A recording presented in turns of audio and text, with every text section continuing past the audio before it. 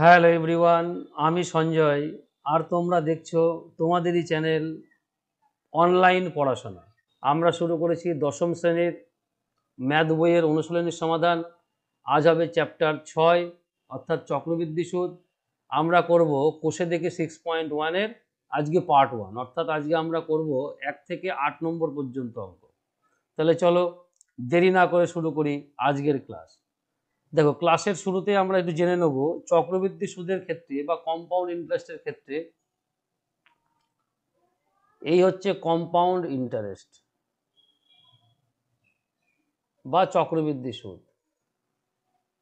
দেখো, এটা করার জন্য আমাদেরকে তিনটে সূত্র মনে রাখতে হবে, ব্যাস আর কিচ্ছু না। কিরকম কি আছে দেখো, যদি ইয়ারলি হয়,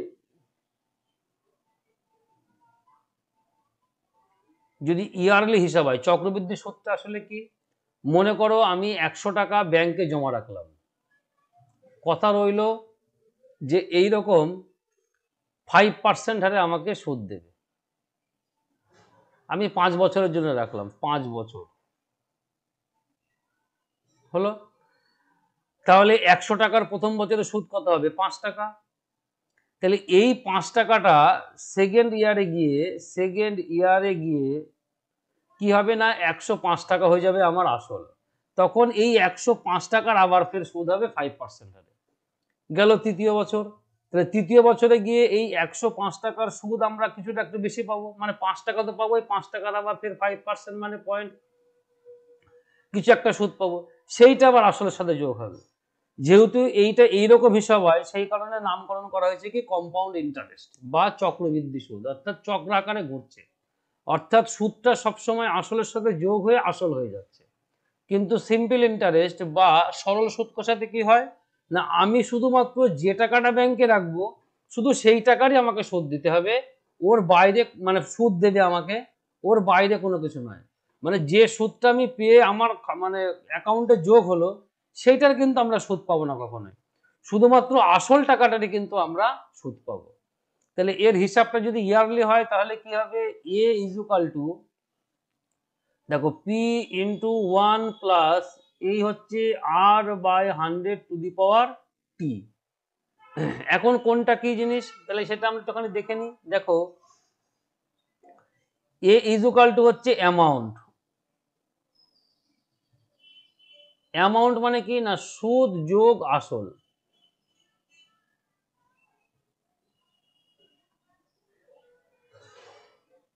পি মানে হচ্ছে প্রিন্সিপাল, তার মানে আসল। প্রিন্সিপাল মানে আমরা আসল জানি, আমরা আগেও করেছি। আচ্ছা, আর মানে এখানে কি হবে না, রেট অফ ইন্টারেস্ট, অর্থাৎ সুদের হার কিরকম দেবে। আর টি হচ্ছে আমার এখানে টাইম। ঠিক আছে, টাইমটা অলওয়েজ আমরা এখানে বছর এককে লিখবো সবসময়, টাইমটা সবসময় কি হবে না, বছর এককে। যদি এখানে ইয়ারলি বলা থাকে তাহলে বলে সেটা আমার বছর একক। এইবার মনে করো হাফ ইয়ারলি,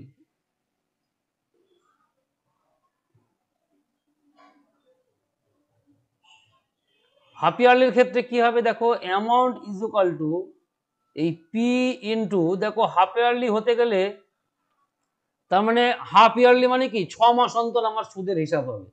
তার মানে সেই ক্ষেত্রে হবে 1 প্লাস, দেখো 1 বছর হতে গেলে পরে 6 মাস, 6 দিয়ে যদি আমরা 12কে ভাগ করি তাহলে কত আসে 2। তার মানে এখানে চলে আসবে আর বাই 2 বাই 100 টু দি পাওয়ার এই যে 2t, ব্যাস আর কিচ্ছু না। আর যদি কোয়ার্টারলি হয়, এই যে কোয়ার্টারলি, তার মানে 3 মাস অন্তর হিসাব হবে।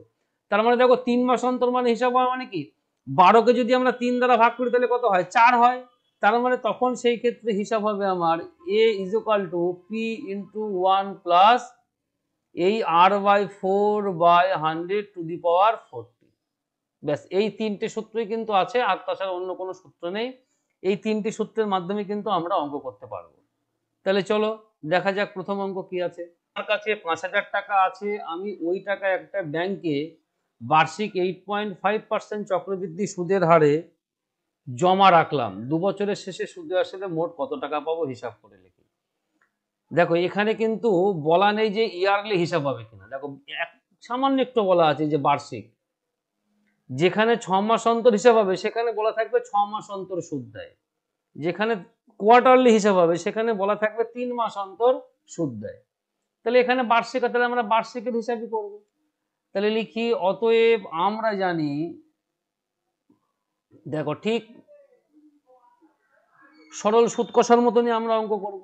তাহলে সূত্রটাকে আগে লিখি, a is equal to P into 1 plus এই হচ্ছে r by 100 to the power টি, বা এন, বইতে দেখবে তোমাদের এন দিয়েও করা আছে, এন দিয়েও করা যায়, টি দিয়েও লেখা যায়, কোনো সমস্যা নেই, ঠিক আছে।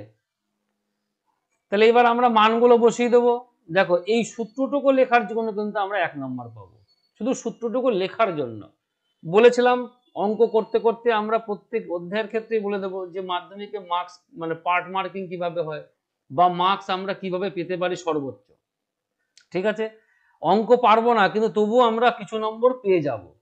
তাহলে দেখো পি এর মান বসালাম আমরা এখানে 5000, এই 1 প্লাস দেখো আর এর মান কিন্তু এখানে বলা আছে 8.5 বাই 100, এইটা টু দি পাওয়ার টি, মানে আমরা এখানে কত লিখবো 2 বছর, ব্যাস আর কিচ্ছু না।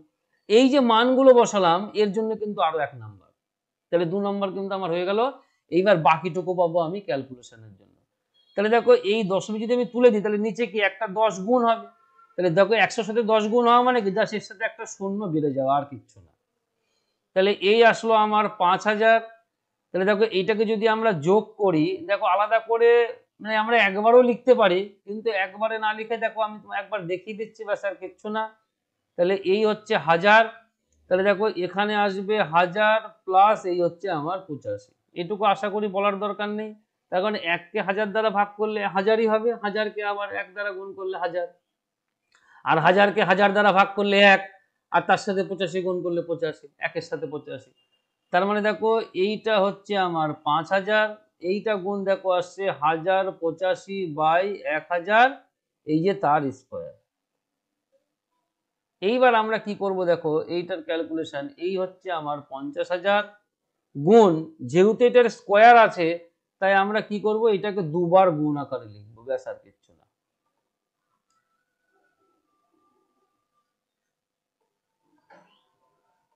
এই এই যে স্কোয়ার ছিল সেই কারণে আমরা লিখলাম। দেখো এখানে 3টে শূন্য, আমরা 3টে শূন্য কেটে দিলাম। দেখো 5 দ্বারা এটা কাটতো কিন্তু আমরা কাটবো না, তার কারণ কি, যেহেতু একটা ভাগ করার ঝামেলা থেকে যাবে, শুধুমাত্র আমরা গুণ করার ঝামেলাটা এখানে পোয়াবো, বাস আর কিচ্ছু না। তাহলে দেখো 1085 আমরা গুণ করব কিরকম, এই 5 5 25-এর 5 হাতে থাকে আমার 2, 5 8 40, 5 8 40 40, 80 আর 2 82, 2 হাতে থাকে আমার 8, এটা 0 0 8 8 64, 64 8 4 72, তার মানে হাতে থাকে আমার এখন 7, 3টে নিয়ে নিলাম, এবার হচ্ছে 4টে, তাহলে 5 অক্ষে 5 10, 10-এর সাথে 17, হাতে থাকে আমার 1, হাতে থাকে আমার 1, এবার হচ্ছে 3টে 8 অক্ষে 8, 8 দুগুণী 16 আর 1 17, হাতে থাকে আমার 1, এটা 17 বসে যাবে, 1 অক্ষে 1, তার মানে এইটা আমরা গুণ করে পেলাম। দেখো গুণটা ঠিক করলাম কিনা দেখে নি, 8 আর 1 9 মানে বাতিল, 9 মানে বাতিল, তার মানে 5 5 25 মানে 7 হবে, 7 আর 7 দিনে 5, একদম ঠিক আছে গুণ। তার মানে এইবার এইটাকে আমরা 5 দ্বারা গুণ করবো, তার কারণ কি, এই যে 5 এখানে আমার রয়েছে, আমরা কেন 1000 রাখলাম, এই কারণে রাখলাম, মানে এইটা আমরা কখনোই কাটাকাটি করব না, তাহলে আমাদের ভাগ, অন্তত ভাগের ঝামেলাটা আমাদের থাকবে না। তার কারণ কি, 1-এর পরে 0 থাকা মানে জাস্ট আমরা দশমিকটা সরিয়ে দেবো, তাহলেই হয়ে যাবে। তাহলে দেখো এটা 5 5 25, হাতে থাকে আমার 2, 5 দুগুণী 10, 10 দিয়ে 12, 2 হাতে থাকে আমার 1, 5 দুগুণী 10 আর 1 11, 5 7 35 আর 1 36, 5 7 35 আর 3 38, 5 অক্ষে 5 আর 3 8, এই 5 অক্ষে 5। তার মানে দেখো আমরা গুণ করে পেলাম 5886 125। তাহলে এবার আমরা কি করব, জাস্ট 3 ঘর পরে দশমিক সরিয়ে দেবো, তার মানে দেখো এইটা হবে 5886, এই যে 0.125, তার মানে এত টাকা সে সুদে আসলে ফেরত পাবে, ব্যাস আর কিচ্ছু না, এইটুকুই ছিল অঙ্ক। চলো পরেরটা দেখে নি। 5000 টাকার বার্ষিক, এটা দেখো বলা আছে বার্ষিক 8% চক্রবৃদ্ধি সুদের হারে 3 বছরের সমূল চক্রবৃদ্ধি, দেখো সমূল চক্রবৃদ্ধি মানে সেই আমার অ্যামাউন্টের পরিমাণই নির্ণয় করতে হচ্ছে। তাহলে লিখবো আমরা, অতএব আমরা জানি কি জানি না, a is equal to P into এই 1 plus R by 100 to the power T.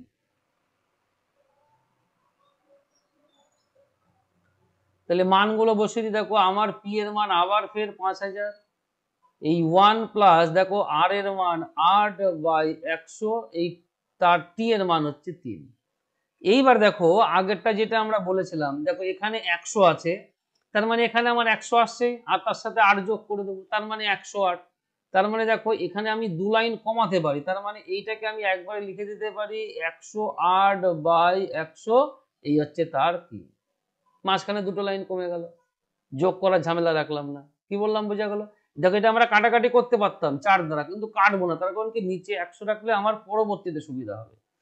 তাহলে এইবার কি হবে, দেখো যেহেতু কিউব আছে, তার মানে ওইটাকে আমরা 3 বার গুণ আকারে লিখবো।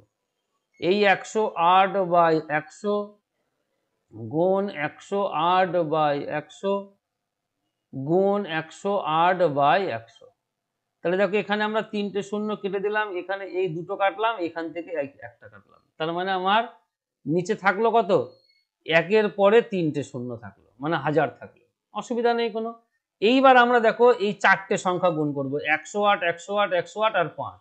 তাহলে দেখা যাক গুণ করি। প্রথমে দেখো 108 আর 108 গুণ করছি, তাহলে 8 8 64, 4 হাতে থাকে আমার 6। তাহলে দেখো এটা 64 বসে গেল, 8 অক্কে 8 8 অক্কে 8 16 6 হাতে থাকে আমার 1। হ্যাঁ 16 6 ঠিক আছে, তারপরে তোমার ধর এটা 16 বসে গেল, 1 অক্কে 1, ব্যাস এইটা 8 আর 1 9 মানে 6 আর 4 10, 10 আর 4 16 দিয়ে 18, মানে একদম ঠিক আছে গুণ। এইবার এর সাথে আমরা গুণ করব একটা 108। তাহলে দেখো 108 কে আমরা কি করি, সব থেকে ভালো হয় 5 দ্বারা গুণ করে নিই। তাহলে 5 এটা 40, 5 অক্কে 5, তার মানে এই আমরা 540টা এর সাথে একবারে গুণ করে দেবো, তাহলে পেয়ে যাব। তাহলে দেখো শূন্য আমরা পরে একটা যোগ করে দেবো, শুধু আমরা 4 দ্বারা গুণ করি। তাহলে দেখো 4 4 16 6 হাতে থাকে আমার 1, 4 6 24, 24 আর 1 25 হাতে থাকে আমার 2, 4 6 24 আর 2 26, 4 অক্কে 4 আর 2 6, 4 অক্কে 4।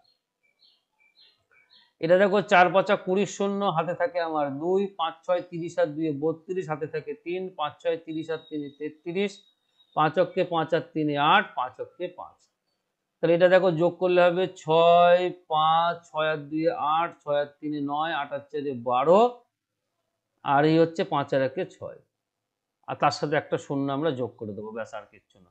তাহলে দেখো কত আসছে, 6 2 9 8 5 6 0।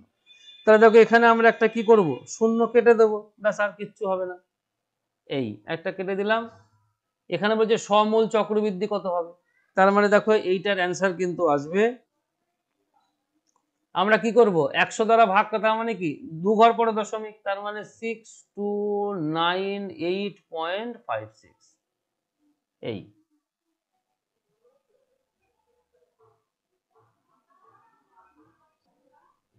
তার মানে দেখো 3 বছর শেষে কিন্তু সমূল চক্রবৃদ্ধি কিন্তু আমার আসছে এত টাকা। বইয়ের উত্তরের সঙ্গে হয়তো মিলছে না, মানে প্রথমটাও দেখলাম মেলেনি, এটা মনে হচ্ছে কোনো ভুল আছে, মিস্টেক আছে, কিন্তু আমাদের অঙ্ক কিন্তু কোনো ভুল নেই, অঙ্ক একদম ঠিকঠাক আছে। আমি আরো একবার দেখে নিলাম, চলো পরেরটা দেখে নিই।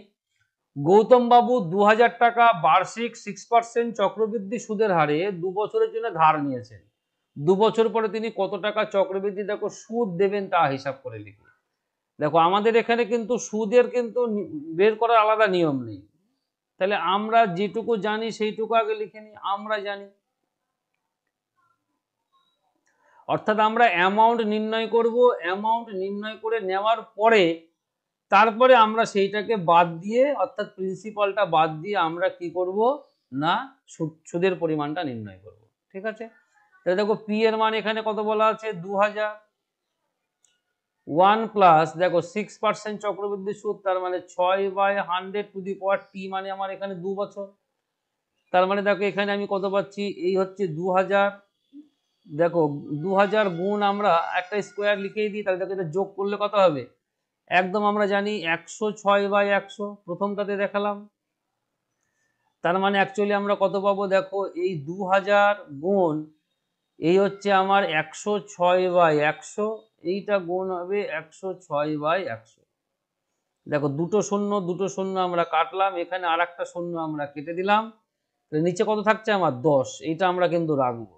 এইবার দেখো আমরা 106 গুণ করবো, তার সাথে আমরা পরে 2 গুণ করে দেবো, তাহলেই হয়ে যাবে। তাহলে দেখো 6 6 36 আমরা লিখে দিলাম একবারে।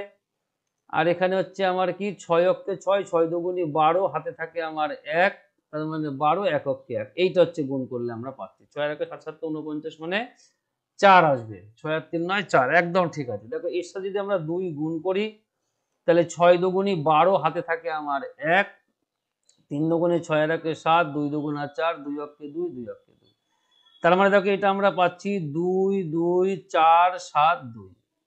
দেখো এইবার 10 মানে কি আমরা এক ঘর দশমিক সরিয়ে দেবো, তাহলেই হয়ে গেল এই 7.2।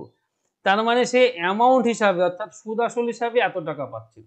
তাহলে সুদ কত টাকা হবে? তাহলে আমরা লিখবো অতএব এই যে চক্রবৃদ্ধি সুদ দিতে হবে, একবারে অ্যান্সার লিখে দেবো তাহলে হবে।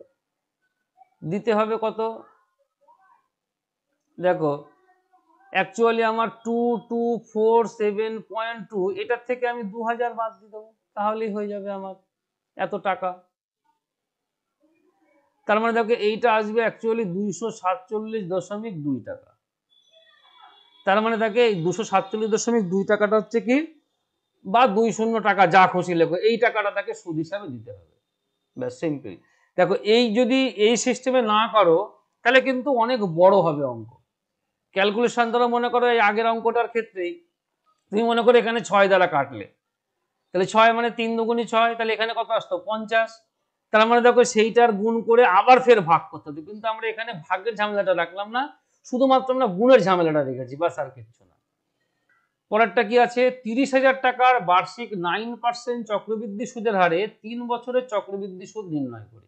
তাহলে এটার ক্ষেত্রে আমরা তাই লিখবো অতএব আমরা জানি, কি জানি না, a ইজ ইকুয়াল টু, দেখো p ইন্টু 1 প্লাস এই হচ্ছে আমার r/100 t, আমরা 1 নম্বর পেয়ে গেলাম এর জন্য। তাহলে দেখো এইটা লিখছি আমরা 30,000, এইটা গুণ 1 প্লাস দেখো আর এর মান 9/100, তার টু দি পাওয়ার 3, দেখো 3 দেওয়া আছে 3 বছরে চক্রবৃদ্ধি সুদ। এখানে বলতে চক্রবৃদ্ধি সুদ নির্ণয় করো, তার মানে আমাদের প্রথমে অ্যামাউন্ট নির্ণয় করে তারপরে এবার 30,000 বাদ দিয়ে চক্রবৃদ্ধি সুদের পরিমাণটা শুধু নির্ণয় করতে হবে। ঠিক আছে, তাহলে দেখো এখানে কত আসবে, এই হচ্ছে আমার 30,000, দেখো গুণ একবারও কিন্তু লিখতে পারো, দেখো এটা 109/100 হবে, তাহলে সেইটাকে আমরা কি করব, একবারে লিখে দিলাম। দেখো এই 109 আরো একটা লাইন আমরা কমিয়ে দিলাম, যেহেতু কিউব আছে তাহলে আমরা কতবার গুণ লিখবো, 3 বার গুণ আকারে লিখবো, ব্যাস আর কিচ্ছু না। এই দেখো সিম্পল হয়ে গেল কতটা। এইটা যোগ করা মানে তো কি 109 তো 100ই আসবে। তাহলে দেখো এখানে 4টে শূন্য, আমরা এই দুটো শূন্য এই দুটো শূন্য কেটে দিলাম, তার মানে নিচে আমার কত থাকছে সেইটুকু আগে লিখে নেবো, এই 100। এইবার তার মানে দেখো আমরা এখানে দুটো 109 গুণ 3টে 109 গুণ করবো, তার সাথে 3, তাহলে কি করে করব, দেখো 109 আর 109 আমরা গুণ করছি, 9 9 81, 9 অক্ষে 9, 9 দুগুণী 18, আর হাতে থেকে আমার 18 বসে যাবে, 1 অক্ষে 1, কত সহজ গুণ করা। দেখো এইটা এই গুণগুলো কিভাবে হয় এর একটা ক্লাস করবো খন, অবশ্যই তোমাদের দেখিয়ে দেবো খন, গুণের সহজ নিয়মের একটা ক্লাস এই চ্যানেলে তোমরা পেয়ে যাবে। তোমরা অবশ্যই জানাবে, না যদি জানতে না চাও তাহলে এবার আমার আর বলার আসে না, তবু আমি দেখিয়ে দেবো বললাম যখন। এইটাকে দেখো আমরা আবার ফের 109 আর 3, তাহলে দেখো 109 আর 3কে আমরা আগে গুণ করে নিই, দেখো 3 নং 27, 3 অক্ষে 3, তার মানে এইটাকে আমরা 327 দ্বারা একবারে গুণ করে দেবো, তাহলেই হয়ে যাবে। তাহলে 7 অক্ষে 7, 7 আটা 56, 6, 7 আটা 56 আর 5 হচ্ছে 61, হাতে থাকে 6, 7 অক্ষে 7 আর 6 13, 7 অক্ষে 7 আর 1 8, 2 দ্বারা 2 অক্ষে 2, 8 দুগুণে 16 6, হাতে থাকে 1, 8 দুগুণে 16 আর 1 17, 2 অক্ষে 2 আর 1 3, 2 অক্ষে 2, এবার 3 অক্ষে 3, 3 আটা 24 4, 3 আটা 24 আর 2 26, 3 অক্ষে 3 আর 2 5, 3 অক্ষে 3। তাহলে দেখো 7, 6 আর 2 8, 6 আর 3 9 আর 1 10 শূন্য, হাতে থাকে আমার 1, 7 আর 3 10 আর 4 14, 15 5 হাতে থাকে আমার 1, 6 আর 3 9 আর 1 10 আর 8 18 হাতে থাকে আমার 1, 5 আর 2 7 আর 1 8, 3 করতে 3। তার মানে দেখো এখানে আমরা পাচ্ছি কি কি 3 8 5 0 8 7। তাহলে দুটো শূন্য আছে একের পরে, তার মানে 2 ঘর দশমিক সরে যাবে। তার মানে দেখো 3 8 8 5 0 এই দশমিক 8 7। তার মানে এইটা আমরা কি পেলাম, অ্যামাউন্টের পরিমাণ, অর্থাৎ সুদ আসল মিলিয়ে। তাহলে এইটার থেকে আমরা কি করব, 30,000 বাদ দিয়ে দেবো, তাহলে সুদ পেয়ে যাব। তাহলে দেখো অতএব আমরা কি লিখবো, চক্রবৃদ্ধি সুদ। তার মানে দেখো আমরা লিখছি অতএব সুদ হবে, আমি পুরোটা লিখলাম না, বাকিটুকু তোমরা লিখবে তাহলে হয়ে যাবে। তার মানে দেখো 38,000, এই যে 850.87 মাইনাস এইটা হবে হচ্ছে আমার 30,000 বাদ দেবো, এই লিখবো টাকা।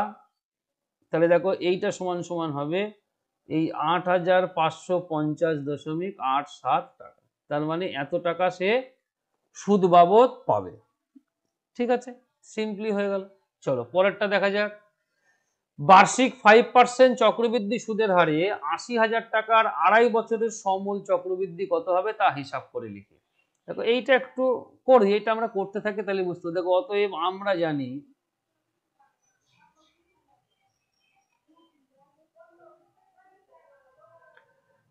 A is equal to P into এই 1 plus R by 100 to the power T। দেখো P এর মান আমার এখানে কত বলা আছে, 80,000 ইন্টু 1 প্লাস দেখো আর এর মান বলা আছে 5/100। এইবার দেখো টি এর মান কিন্তু এখানে বলা আছে 2.5 বছর। দেখো পাওয়ার কখনোই আমরা যদি ভগ্নাংশে রাখি তাহলে কিন্তু সেটার আমরা করতে পারবো না, তাই আমরা কি করব, দেখো এইটা 2 বছর 6 মাস, 2.5 বছর মানে তাই বোঝায়। তাহলে আমরা এই পূর্ণ মাস বছরটুকু শুধু নেবো, আর 6 মাসটা আমরা পরে দেখাচ্ছি কি করে করব। তাহলে আমরা টি এর মান এখানে বসালাম হচ্ছে 2। তাহলে দেখো এইটা কত হবে, এই হচ্ছে আমার 80,000 গুণ, তাহলে দেখো এটা কত 105/100। তার মানে আমরা একবারে লিখে দিচ্ছি। দেখো আমার 3 লাইন কমে গেল প্রথম অঙ্কটার ক্ষেত্রে, যেহেতু স্কোয়ার ছিল তাই লিখলাম।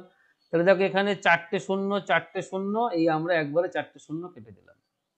তাহলে দেখো 105, এই 105 আর 105 যদি আমরা গুণ করি তাহলে কত হবে, 5 5 25, 5 5 10-এর শূন্য হাতে থাকে আমার 10 মানে 10 একক কি এর সাথে আমরা গুণ করব 8।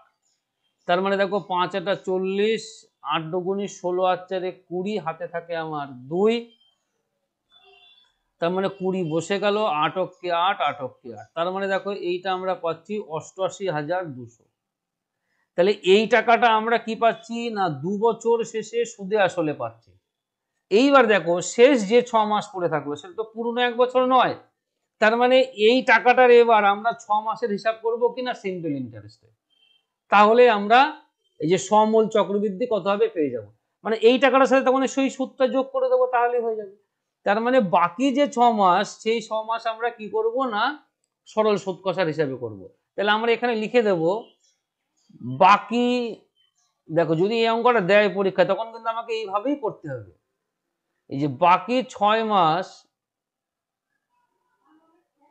6 মাস সুদ হিসাবে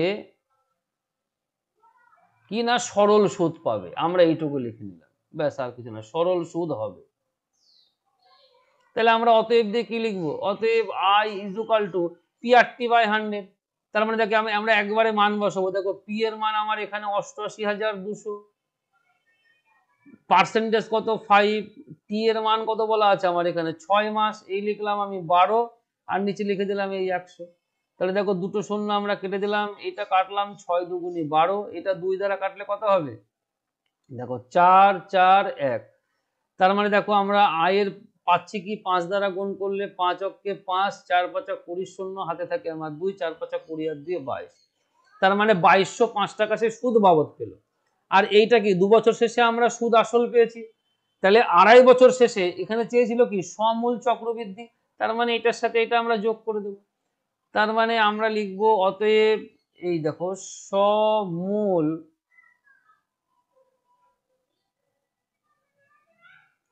চক্রবৃদ্ধি হবে কত না এই 88,200 তার সঙ্গে আমরা যোগ করব 2205, এই এত টাকা। তাহলে দেখো এটা 5 করতে 5 বসে গেল, এটাও 0 বসে যাবে, এটা 2 আর 2 এ 4 বসে যাবে, এইটা 8 আর 2 এ 10, হাতে থাকে আমার 1, 8 আর 1 এ 9, তার মানে 90,405 টাকা হবে হচ্ছে সমল চক্রবৃদ্ধি। ঠিক আছে, চলো পরেরটা দেখা যাক। সন্ধ্যা দেবী বার্ষিক 8% চক্রবৃদ্ধি সুদের হারে কিছু টাকা 2 বছরের জন্য ধার করেন। চক্রবৃদ্ধি সুদ এত টাকা হলে সন্ধ্যা দেবী কত টাকা ধার করেছিলেন নির্ণয় করি। তাহলে দেখো এখানে চক্রবৃদ্ধি সুদের পরিমাণ দেওয়া আছে, আসলের পরিমাণ আমরা জানি না। দেখো কি করে করব, অঙ্কটা খুব ভালো অঙ্ক, অতএব আমরা জানি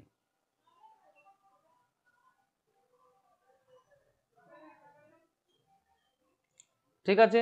দেখো অ্যামাউন্ট ইজ ইকুয়াল টু, এখানে কি হবে না পি ইন্টু 1 প্লাস এই R by 100 to the power টি। দেখো এই অ্যামাউন্টের মধ্যে কি থাকে, সুদ প্লাস আসল, এই যে এই হচ্ছে আমার সুদ আর এই হচ্ছে আসল।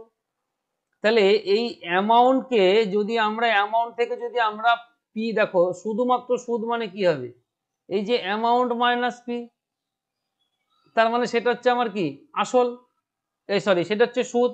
এই যে ইন্টারেস্ট সমান সমান কি হবে, অ্যামাউন্ট থেকে আমরা আসলটা বাদ দিয়ে দেবো, তাহলে সেটা হচ্ছে আমার সুদ পেয়ে গেলাম। তাহলে এখানে দেওয়া আছে সুদের পরিমাণ। তাহলে দেখো এখানে আমরা কি করব, অতএব আমরা যদি এটা লিখেছি, এইবার দেখো উভয় দিকে আমরা পি বাদ দিয়ে দিলাম, তাহলে এটা পি ইন্টু 1 প্লাস, দেখো আর এর মান আমার এখানে বলা আছে 8, এই লিখলাম 100, আর এখানে 2 বছর মানে 2, এই যে মাইনাস পি করে দিলাম। ক্লিয়ার, বোঝা গেল? মানে এ পাশেও আমরা একটা পি বাদ দিলাম, তার মানে আসল বাদ দিলাম, এ পাশেও আমরা একটা পি বাদ দিলাম, তার মানে আসল বাদ দিলাম। তাহলে দেখো এইটা মানে আমরা কি জানি, এইটা মানে হচ্ছে আমার ইন্টারেস্ট, তার মানে হচ্ছে এই পরিমাণ, এই টাকাটা। তার মানে দেখো এইটা মানে আমরা তখন লিখে দেবো 2496 টাকা, এই। ঠিক আছে, দেখো যদি এটুকু বুঝতে না পারো, না বোঝার মতন কিছু নেই। এই যে এ মাইনাস পি মানেই তো আমার হচ্ছে, বা যদি আমরা ধরো মনে করো একবার যদি প্রশ্ন মতে লিখতাম তাহলেও কিন্তু লেখা যেত, কিরকম লিখতাম, তাহলে দেখো সেটাও নয় দেখিয়ে দিই, তাহলে সেটা দেখালেও বেশি ভালো হবে। দেখো এইটা হচ্ছে আমার কি, এই সূত্রটা মানে কি, এটা মানে তো আমার অ্যামাউন্ট, তাহলে অ্যামাউন্ট থেকে যদি আমরা অর্থাৎ সুদ আসল থেকে যদি আমরা আসলটা বাদ দিই, তাহলে সেইটা কি হবে, সেইটা হয়ে যাবে হচ্ছে আমার সুদের পরিমাণ। তাহলে দেখো আমরা এখানে তাহলে লিখতে পারতাম একবারে প্রশ্ন মতে, এটা আমি একবারে বুঝিয়ে দিচ্ছিলাম, এই আর কি বুঝিয়ে দিয়েছিলাম প্রশ্ন মতে। দেখো তার মানে এই হচ্ছে আমার সুদের পরিমাণ, এইটা সমান, তাহলে দেখো P into 1 plus R by 100, আর মানে আমার এখানে হচ্ছে 5% বাই 100, না সরি 8% দেওয়া আছে, তার স্কোয়ার, এই যে মাইনাস পি, এইটা মানে তো আমার অ্যামাউন্ট, তাহলে এর থেকে পি বাদ দিলে কি হবে, আমার এই যে সুদের পরিমাণ পেয়ে যাচ্ছি, তার মানে এইটাই আমি করেছি। তাহলে চলো এইবার যদি আমরা দেখো ব্যাপারটা একই দাঁড়াচ্ছে আর কি, কোনো আলাদা কিচ্ছু নয়। তাহলে দেখো এইটা পি ইন্টু, তার মানে এটা কত আসবে 108 বাই 100, এই যে তার স্কোয়ার, এটা মাইনাস কিন্তু পি আসছে। তাহলে দেখো এইটা 2496, তাহলে দেখো এখান থেকে আমরা একটা পি কমন নেবো, তাহলে পি কমন নিলে এখানে কত পড়ে থাকবে, দেখো এই 108 বাই 100 গুণ 108 বাই 100, এই দেখো -1 পড়ে থাকছে, তাহলে ওইটার আমাকে ক্যালকুলেশন করতে হবে, ব্যাস আর কিচ্ছু না।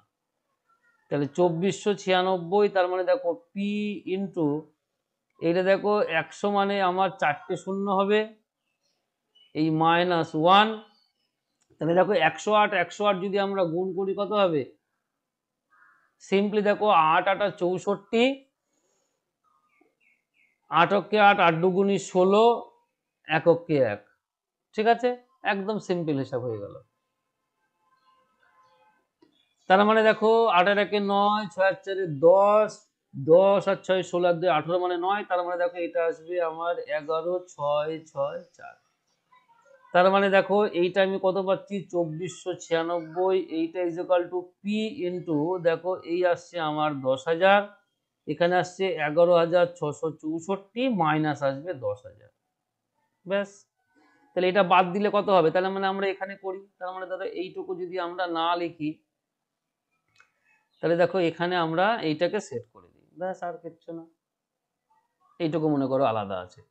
তাহলে দেখো এইটা আমার আসছে এই 2496, এইটা সমান সমান দেখো পি ইন্টু এই নিচে থাকছে আমার 10,000, আর এই 11,664 থেকে যদি আমরা 10,000 বাদ দিই, তার মানে অ্যাকচুয়ালি 1,664 থাকবে। তার মানে পি সমান সমান আমরা কত পাবো? এই যে পি সমান সমান, তাহলে দেখো কোনাকুনি গুণ করলে কত হবে? এই আসছে 2496, তার সাথে গুণ আসবে 10,000, বাই আসছে আমার এই 1,664। ঠিক আছে, তাহলে দেখো এইটা মনে হচ্ছে 1632, না, এটা ধরো কাটাকাটি করে সেটিং করতে হবে। তাহলে দেখা যাক আমরা কত পাবো। দেখো এইটা 8 দিয়ে যাবে মনে হচ্ছে, 3 8 24, 8 হ্যাঁ 8 দিয়ে যাচ্ছে, এটাও মনে হচ্ছে 8 দিয়ে যাবে, 8 দুগুণি 16, 0 8 8 64, এটা 3 8 24, হাতে থাকে আমার কিছু না, 8 অক্কে 8, 8 দুগুণি 16, 312 আর 208, এটা দিয়ে 8 দিয়ে কি আর যাবে? দেখো 8 দুগুণি 16, 16 মানে 4 48, 6 8 48 যাচ্ছে, এটা 8 দিয়ে কাটলে পরে হবে 4 8 32, তার মানে 3 8 24, হ্যাঁ যাচ্ছে। তাহলে দেখো এইটা 8 দুগুণি 16, 16 মানে 4 48, 6 8 48, এটা 8 দিয়ে যদি আমরা কাটি, দেখো এটা যদি আমরা 8 দ্বারা কাটি, তাহলে পরে কত হচ্ছে না, 3 8 24, 7 72, 8 9 72। দেখো এইটা যাচ্ছে 13 দুগুণা 26, এইটা আসছে 3 13 39। দেখো এইটা 2 দ্বারা কাটবো, তাহলে 10,000 কে কাটলে কত হবে? 5,000। তার মানে দেখো 5,000 এর সাথে 3 গুণ করবো, তার মানে পি এর মান আসবে 3 5 15,000। ব্যাস, এটাই হচ্ছে আমার অ্যান্সার। তার মানে ছন্দা দেবী কত টাকা ধার করেছিলেন? না 15,000 টাকা ধার করেছিলেন। ঠিক আছে, একটু ক্যালকুলেশন গুলো করতে হয়, তাছাড়া কিচ্ছু নেই এই অঙ্কে। 7 নম্বর কি বলছে? বার্ষিক 10% চক্রবৃদ্ধির হার সুদে কোনো আসলের 3 বছরের চক্রবৃদ্ধি সুদ দেখো বলা আছে এত, তা হিসাব করে লিখি। তার মানে আমার আসলের পরিমাণ নির্ণয় করতে, তার মানে আমরা একই রকমই করব। তাহলে দেখো আমরা এইটাকে লিখি, তাহলে অতএব প্রশ্ন মতে এই দেখো চক্রবৃদ্ধি সুদ কত বলা আছে? 2648, বা তুমি যদি মনে করো আমি এইটাকে পরে লিখবো তাহলেও কিন্তু হবে। দেখো এই পি ইন্টু 1 প্লাস এই R by 100 to the power টি, এই মাইনাস পি, এইটা সমান সমান আমরা লিখে দিলাম 2648। দেখো ব্যাপারটা কিন্তু একই, তার কারণ এইটা মানে তো আমার অ্যামাউন্ট, তার থেকে আমি কি করছি, আসল বাদ দিচ্ছি, তার মানে আমার কি চলে আসছে? সুদ চলে আসছে, তাই সেই সুদটা সমান সমান আমরা লিখে দিলাম একবারে। এইবার এখানটায় আমরা মান বসাবো। দেখো পি এর মান আমরা জানি না, 1 প্লাস দেখো আর এর মান বলা আছে 10%, এই 100 টি মানে দেখো বলা আছে আমার এখানে 3 মাইনাস পি, এইটা সমান সমান 2648। দেখো যেহেতু এটা 10%, তাই 0 0 কাটছে বলে আমরা কাটলাম, নাহলে কিন্তু কাটতাম না। তাহলে দেখো এইটা আমরা অ্যাকচুয়ালি কত পাবো? এইটা দেখো পাবো আমরা অ্যাকচুয়ালি 11/10 তার কিউব। এই যে 1 এর 10, তার মানে কি 10 আর 1 যোগ করলে 11, এইটা মাইনাস পি, এইটা সমান সমান 2600 কত হবে? 48 হবে। তাহলে দেখো এইটা সমান সমান আসছে আমার 2648। তাহলে দেখো পি আমরা কমন নিচ্ছি, তার মানে দেখো এইটা কিন্তু আসছে আমার এই যে 11 গুণ 11 গুণ 11 বাই আসছে আমার 10, 10 এর পরে 3টে মানে 1 এর পরে 3টে শূন্য, মাইনাস আসবে 1, এইটা তাহলে 2648। অন্যরকম কোনো কিছু ভাবে করতে গেলে পরে দেখবো আর অঙ্ক করতে পারছো না, ক্যালকুলেশন আসবে না, কনফার্ম। তাহলে দেখো এইটা এই যে আমরা এটাকে গুণ করলে পরে কত পাবো? দেখো 11 11 গুণ করলে আসে 121, 121 এর সাথে যদি আমরা 11 দ্বারা গুণ করি, সিম্পলি আমরা 1 2 আর 1 3, 2 আর 1 3, এই 1331। তার মানে এইটা দেখো আসবে 1331 বাই আসছে আমার 1000 মাইনাস 1, এইটা 2648। তাহলে দেখো এইটা যদি আমরা বিয়োগ করি তাহলে কত হবে? এই নিচে থাকবে 1000, আর দেখো 1331 থেকে আমরা কি করব? 1000 বাদ দিয়ে দেবো, তার মানে এখানে পড়ে থাকবে কত? 331, এইটা সমান সমান 2648। তাহলে দেখো এইবার এখানে যদি আমরা করি, তার মানে পি এর মান কত আসবে? না এই 2648, এইটা গুণ হবে 1000, তার নিচে আসবে আমার 331। ঠিক আছে, তাহলে দেখো এইটা 331 আমরা 3 আর 1 4 না, এটা ধরো 11 দিয়ে কাটাকাটি যাচ্ছে না, এই 331 দিয়ে মনে হচ্ছে একবারে কাটবে, সেইটা আমাদের একটুখানি খুঁজে বের করতে হবে। দেখো 331 যদি হয় 2648, তার মানে দেখি যদি আমরা 18 দ্বারা গুণ করি তাহলে মনে হয় চলে আসবে। 18 দ্বারা যদি গুণ করি, না 8 দ্বারা যদি গুণ করি তাহলে মনে হয় হয়তো আসতে পারে। দেখি 8 দ্বারা গুণ করলে 2648। দেখো আমরা এখানে একটা রাফ করছি, এই 331কে যদি আমরা 8 দ্বারা গুণ করি তাহলে দেখো 8 অক্ষে 8, 3 8 24 4, 3 8 24 আর 2 26, হ্যাঁ চলে আসছে। তার মানে দেখো কি করে বুঝলাম, দেখো এটা শেষ অঙ্ক কত আছে 8, তাহলে 1 কে কত দ্বারা গুণ করলে 8 পাবো, 8 দ্বারা হবে। তাহলে 8 দ্বারা আমরা প্রথমে ট্রাই করলাম, দেখলাম মিলে গেল, না হলে পরে 18 দেখতাম, না হলে পরে আমরা 28 দেখতাম। তাহলে এইটা কাটলে পরে আমি কত পেলাম 8, তার মানে দেখো আমি পি এর মান কত পেলাম না 8000, তার মানে অ্যাকচুয়ালি 8000 টাকা হচ্ছে আমার এখানে আসল। ঠিক আছে, চলো পরেরটা দেখা যাক। 8 নম্বর কি বলছে, রহমত চাচা বার্ষিক 9% চক্রবৃদ্ধির হার সুদে কিছু টাকা সমবায় ব্যাংক থেকে জমা রেখে 2 বছর পরে সুদে আসলে এত টাকা ফেরত পেলেন। রহমত চাচা কত টাকা সমবায় ব্যাংকে জমা রেখেছিলেন নির্ণয় করে। তাহলে দেখো এইটা কি বলা আছে, সুদে আসলে এত টাকা পেয়েছি, তার মানে কি এইটা হচ্ছে আমার অ্যামাউন্টের পরিমাণ, এইটার মান কি আমার অ্যামাউন্ট। তাহলে দেখো লিখবো আমরা, অতএব আমরা জানি কি এই হচ্ছে a is equal to P into 1 plus এই হচ্ছে r by 100 to the power টি। এইবার আমরা মানগুলো বসাবো। দেখো এখানে আমার অ্যামাউন্টের পরিমাণ দেওয়া আছে, তাহলে আমরা অ্যামাউন্ট কত লিখলাম 29702.5, এই 50, আর পি এর মান জানি না, কিন্তু কত টাকা জমা রেখেছিলেন তার মানে সেটা হচ্ছে আমার আসল নির্ণয় করতে হবে। আর 1 প্লাস দেখো আর এর মান 9, এই বাই 100, কত বছর পর 2 বছর, তার মানে টি এর মান হচ্ছে আমার 2।